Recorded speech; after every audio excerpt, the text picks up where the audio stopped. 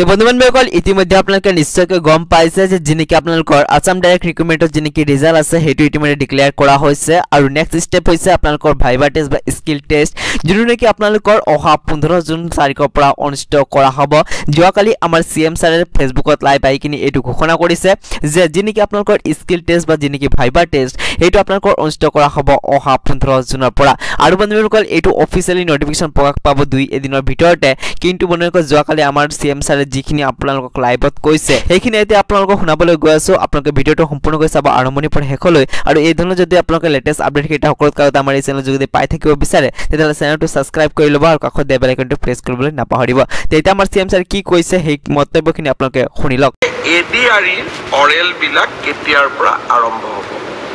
আপোনালোকে জানে যে এডিআৰই বিশেষ কেইটামান পৰীক্ষা অনুষ্ঠিত হৈছে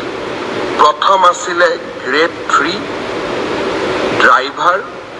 ষ্টেনো আৰু ইলেক্ট্ৰিচিয়ান অৰ্থাৎ এপিডিসিএল ৰ কাৰণে আজি আমি সিদ্ধান্ত লৈছো যে গ্ৰেড 3 ৰ কাৰণে কম্পিউটাৰ টেষ্ট ড্ৰাইভাৰৰ কাৰণে ড্ৰাইভিং টেষ্ট ষ্টেনোৰ কাৰণে ষ্টেনোৰ ব্যৱহাৰিক টেষ্ট আৰু ইলেক্ট্ৰিচিয়ানৰ কাৰণে ইলেক্ট্ৰিচিয়ানৰ স্কিল পৰীক্ষা কৰাৰ যিটো পৰ্যায় তাক আমি 15 জুনৰ পৰা আৰম্ভ কৰিম আৰু এই সমগ্ৰ ব্যৱস্থা আমি এটা মাহৰ ভিতৰতে সম্পূৰ্ণ কৰিম ঠিক তেনেকৈ চতুৰ্থ বৰ্গৰ পৰীক্ষাত পাছ কৰা প্ৰাৰ্থীসকলৰো অৰেল আমি 15 জুনৰ পৰা আৰম্ভ কৰিম আমি এটা মাহৰ ভিতৰতে সম্পূৰ্ণ কৰিম ঠিক তেনেকৈ চতুৰ্থ বৰ্গৰ পৰীক্ষাত পাছ কৰা প্ৰাৰ্থীসকলৰো অৰেল আমি 15 জুনৰ পৰা আৰম্ভ কৰিম আৰু এমাহৰ ভিতৰত ইয়াক আমি সম্পূৰ্ণ কৰিম অলপ আজি বা কালি বা পৰহি ৰাজ্য চৰকাৰে আপোনালোকক আনুষ্ঠানিকভাৱে দিন আৰু বাৰ আপোনালোকক জনাব যিসকলে লিখিত পৰীক্ষা পাছ কৰিছে তেওঁলোকে এতিয়া কম্পিউটাৰ টেষ্ট ড্ৰাইভিং টেষ্ট বা স্কিল টেষ্ট বা মৌখিক পৰীক্ষাৰ কাৰণে তেওঁলোকে যেন সাজু হয়